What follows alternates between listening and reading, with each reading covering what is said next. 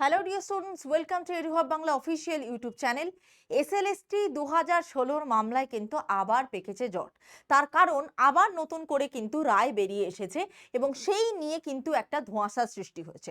শুধু তাই নয়, এক্সপিরিয়েন্সের 10 নম্বর কি আবার বাতিল হয়ে যাবে নাকি অ্যাড অন হবে? ওবিসি কিন্তু আবার নতুন 66টা সেই পুরনো লিস্ট ধরে মেনে নিয়ে আবার রিভেরিফিকেশন কিন্তু স্টার্ট হওয়ার কথা খুব শীঘ্রই আমাদের মাননীয় মুখ্যমন্ত্রী তিনি বলেছেন। তাহলে এসএলএসটি মামলায় আবার নতুন কমিটি বোর্ড গঠন হয়েছে। 31 আগস্টের মধ্যে রিক্রুটমেন্ট কমপ্লিট করতে হবে কথা বলা হয়েছে। তো সবকিছু মিলিয়ে একটা ধোঁয়াশা কিন্তু আমাদের সকল স্টুডেন্টদের মধ্যে বা সকল প্রার্থীদের মধ্যে ক্রিয়েট হয়েছে। সেইটা সম্পূর্ণরূপে মেটাবো। কোনো রকম গুজবে কিন্তু তোমরা কান দেবে না, সেই গুজবগুলোকেই আজকে ভেঙে দেবো।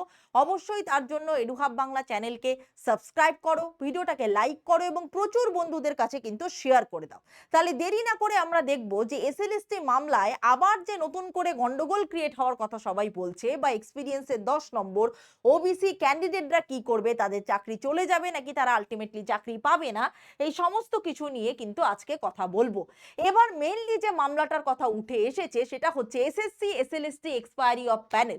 এবার এই মামলাটা উইথড্র হয়েছে, তার কারণ 2016 ইম্প্যাক্ট কিন্তু 2025 রিক্রুটমেন্টের প্রসেসে গিয়েও পড়ছে। এবার কথা হচ্ছে, যখন সঞ্জয় কুমার বাবু তিনি বিচারপতিকে তিনি যখন বলেছেন, মানে তাকে যখন অ্যাপিল করা হয়, তিনি কিন্তু নির্দেশে বলেছেন যারা স্কুলে যাচ্ছে তারা টেন্টেড নয়। তো সুতরাং এই মামলার কোনো ভিত্তি নেই। এবং সব থেকে বড় কথা, কেন তারা টেন্টেড নয়, তার কারণ তারা কিন্তু এক্সপায়ারি অফ প্যানেলের বাইরে থেকে এসে কিন্তু চাকরিটা পাননি। তারা কিন্তু আলটিমেটলি চাকরিটা পেয়েছিলেন থার্ড কাউন্সিল থেকে, কাউন্সেলিং থেকে 9 কাউন্সেলিং এর মধ্যে। তো সুতরাং তারা অথেন্টিক এবং সেই জন্যই কিন্তু তারা চান্স পেয়েছেন এবং তারা স্কুলে যাচ্ছেন। তাদেরকে কিন্তু বাতিল করে দেওয়ার কোনো সম্ভাবনা কিন্তু হবে না। তো সুতরাং এখানে লিখেই দিয়েছি, তাহলে যারা টেন্টেড তারা কিন্তু আলটিমেটলি ঝুলে রইলো। এর সাথে সাথে কিন্তু আমরা দেখতে পাচ্ছি যে 32,000 প্রাইমারি টেটের মামলাও কিন্তু ঝুলে আছে এবং চাকরি কিন্তু বাতিল হয়ে যাওয়ার একটা পূর্ণ সম্ভাবনা কিন্তু তৈরি হয়েছে। তাহলে আমরা বলতে পারি এই 2016 যে এসএসসি এসএলএসটির যে এক্সপায়ারি অফ প্যানেলের যে কেস, সেটা কিন্তু আলটিমেটলি বলা হয়েছে যারা স্কুলে যাচ্ছে তাদের কিন্তু বাতিল করাটা সম্ভব নয়। এবার আর একটা কথা, যেটা মানে খারিজ মামলা যেটা উঠেছিল, যে সেটা কিন্তু তাহলে আলটিমেটলি কি দেখতে পাচ্ছি, তারা কিন্তু আনটেন্টেড নয়, তারা দাগি নয়, তাদেরকে স্কুলে যেতে মানা করা কিন্তু সম্ভব নয়। এবার তাহলে তুমি বলবে যে এসএলএসটি 2016 তাহলে ভবিষ্যৎ কি, বা এই 2025 রিক্রুটমেন্ট 11-12 তারপরে গিয়ে আবার 9-10 শুরু হবে, তার ভবিষ্যৎ কি? আমাদের মাননীয় মুখ্যমন্ত্রী শুভেন্দু অধিকারী মহাশয় তিনি কিন্তু আলটিমেটলি বলেছেন যে বিচারপতি বিশ্বজিৎ বসুকে নিয়ে একটা কমিশন তৈরি হয়েছে এবং 31শে আগস্টের মধ্যে রিক্রুটমেন্ট কিন্তু কমপ্লিট করতে হবে, তার কিন্তু একটা নোটিফিকেশন মোটামুটি এসেছে 31শে আগস্টের মধ্যে। সেখানে যদি এই 2016 কেসটা যত তাড়াতাড়ি সম্ভব কিন্তু মিটিয়ে নেওয়ার চেষ্টা হচ্ছে, তার কারণ তোমরা দেখছো যা কেসই হচ্ছে না কেন, সেটা হাইকোর্ট হোক, তারপরে যাচ্ছে সুপ্রিম কোর্ট, এবং সেখানে গিয়ে আলটিমেটলি কিন্তু মামলা খারিজ হয়ে যাওয়ার একটা ব্যাপার স্যাপার তৈরি হচ্ছে।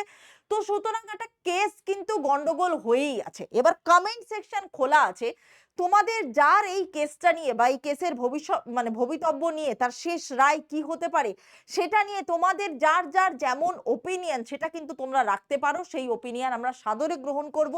আমরাও জানতে চাই যে আলটিমেটলি কি হতে চলেছে এই মামলার ভবিষ্যৎ।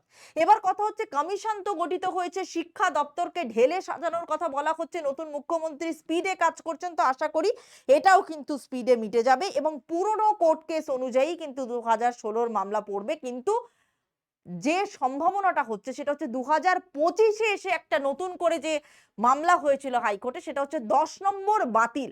এটা কিন্তু আর সম্ভব নয়, তার কারণ অনগোয়িং রিক্রুটমেন্টে সেই 10 নম্বর যদি বাতিল করে দেওয়ার কথা হয়, তার ইম্প্যাক্টটা কিন্তু তোমার এসে পড়বে 2025 পরীক্ষায়, যেটার কথা আমি এতক্ষণ ধরে বলছিলাম। প্রত্যেকে ভালো করে মন দিয়ে শুনবে, কারণ 11-12 এর রিক্রুটমেন্ট প্রসেস চলছে। এবারে সেইটাই যদি 10 নম্বর বাতিল হয়, তাহলে 9-10 এর ক্ষেত্রেও সেই একই প্রসিডিওর হবে। তো সুতরাং প্রসিডিওরটা প্রচন্ড লেন্দি হয়ে যাবে। একেতে তো 16 সে ক্যান্ডিডেট ঝুলে আছে, একেতে তো 25 সে ক্যান্ডিডেটও এই মুহূর্তে আলটিমেটলি ঝুলে আছে। কিন্তু নতুনদের ক্ষেত্রে এর একটা ইম্প্যাক্ট তোমার পড়বে না বলেই আমাদের মনে হয়। তার কারণ যারা ফ্রেশার্স, যারা ক্যান্ডিডেট পরীক্ষা দিয়েছে, তারা কিন্তু ভালোভাবেই পরীক্ষা দিয়েছে এবং 10 নম্বর বাতিল হওয়া এই মুহূর্তে দাঁড়িয়ে কিন্তু আর সম্ভব নয় বলেই আমাদের ধারণা। যারা বলছেন তারা কিন্তু সম্পূর্ণ না জেনে হয়তো বলছেন বা একটা গুজব ক্রিয়েট করার জন্য বলছেন বলেই আমি অন্ততপক্ষে মনে করি। এরপরে আসছি, তার মানে কি দাঁড়াচ্ছে গন্ডগোলটা? পুরনো মামলা ভার্সেস নতুন মামলা, অর্থাৎ 2016 2025, তাহলে 2016টাই যদি না মেটে তারিখ পে তারিখ অ্যান্ড অল এরকম যদি কিছু হতে থাকে, সেক্ষেত্রে কিন্তু 2025এই কিন্তু আলটিমেটলি তার এফেক্টটা পড়বে। এইবারে আমি তো অলরেডি বলেই দিলাম যে পুরনো কোর্ট কেস অনুযায়ী এটা চলবে, তবে রেজাল্ট কিন্তু খুব শীঘ্রই দিতে হবে, তার কারণ 31 অগস্টের মধ্যে এর রিক্রুটমেন্ট কিন্তু কমপ্লিট হওয়ার কথা রয়েছে। তার কারণ সামনে কিন্তু আবার ওদিকে WBSSC গ্রুপ সিডির ইন্টারভিউয়ের জন্য কিন্তু অধীর আগ্রহে প্রচুর ক্যান্ডিডেট ওয়েট করে বসে আছে। এবার আসছি ওবিসির প্রভাব।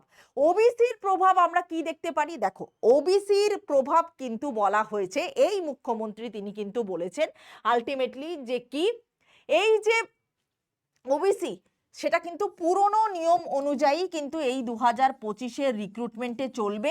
তার কারণ 2011-র পর থেকে কিন্তু রিভেরিফাই করার নির্দেশ এসেছে SC ST OBC এই সার্টিফিকেটগুলোর জন্য, এবং সেটাও কিন্তু এসেছে সেকেন্ড জেনারেশনের ওপর ভিত্তি করে, অর্থাৎ সেকেন্ড জেনারেশন। আমাদের চ্যানেলে কিন্তু এই নিয়ে ভিডিও এসেছে, তোমরা অবশ্যই কিন্তু সেই ভিডিওটা দেখে নেবে, ডাউট ক্লিয়ার হয়ে যাবে। সেই রিভেরিফিকেশন করার জন্য কি আমাদের লাইনে দাঁড়াতে হবে? একদমই নয়। চাকরি বাতিল হয়ে যাবে? একদমই নয়। এই গুজবগুলোতে কান দেবে না। তার কারণ হচ্ছে এটা যে এই যে মানে রিভেরিফিকেশন গুলো যারা রিভ্যালিডেশনও করেছে বা রিইস্যুয়েন্সও করেছে, সেটা কিন্তু যাচাইকরণ প্রক্রিয়া করবে কারা? মানে তোমার সাব ডিভিশনাল অফিসার বা ব্লক ডেভেলপমেন্ট অফিসার বা ডিস্ট্রিক্ট ম্যাজিস্ট্রেটরা।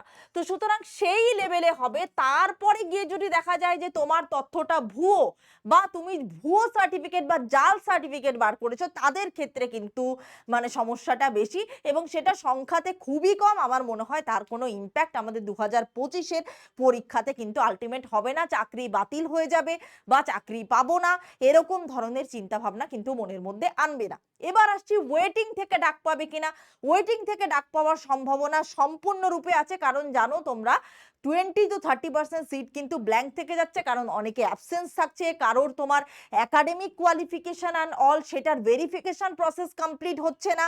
এবং শুধু তাই নয়, অনেক সময় কি হচ্ছে তাদের মানে তোমার মাল্টি র্যাঙ্কিং এর জন্য, মাল্টি র্যাঙ্কিং একটা বড় ফ্যাক্টর, সেটার জন্যও কিন্তু আলটিমেটলি ব্ল্যাঙ্ক থেকে যাচ্ছে পোস্ট। তো সুতরাং ওয়েটিং লিস্ট থেকেও কিন্তু ক্যান্ডিডেটদেরকে ডাকার একটা পূর্ণ সম্ভাবনা তৈরি হয়েছে। তাহলে অনেক কিছু সংশয় মনের মধ্যে ছিল, সেগুলোকে মিটিয়ে দেওয়ার চেষ্টা করলাম।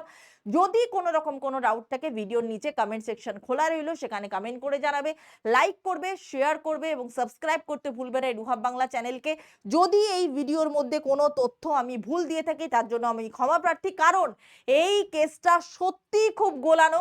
এবং সব থেকে বড় কথা, আমাদের channel এডুহাব Bangla channel from the very first যে আমরা কিন্তু SLST প্রিপারেশন করাই না, এবং আমরা SLST থেকে কিন্তু কোনো রূপ কোনো টাকা পয়সা বা ব্যবসা কিন্তু আমরা করি না। আমরা কিন্তু এই SLST স্টুডেন্টদের জন্য, প্রাইমারি টেটের স্টুডেন্টদের জন্য লাগাতার আমরা ভিডিও বানিয়ে গেছি এবং তাদের পাশে আমরা সবসময় থেকেছি। আমরা আন্দোলনেও গেছি, আপনারা প্রত্যেকেই দেখেছেন। তো এটা আমাদের কর্তব্যের মধ্যে ছিল এই ভিডিওটা করা। বিশেষ করে ওবিসি কেসটা নিয়ে প্রচুর জট তৈরি হয়েছে এবং নানা রকম গুজব চলছে চারদিকে, সেটা মেটানোই কিন্তু এডুহাব বাংলার মেইন উদ্দেশ্য। অবশ্যই ভালো লাগলে লাইক করে দিও।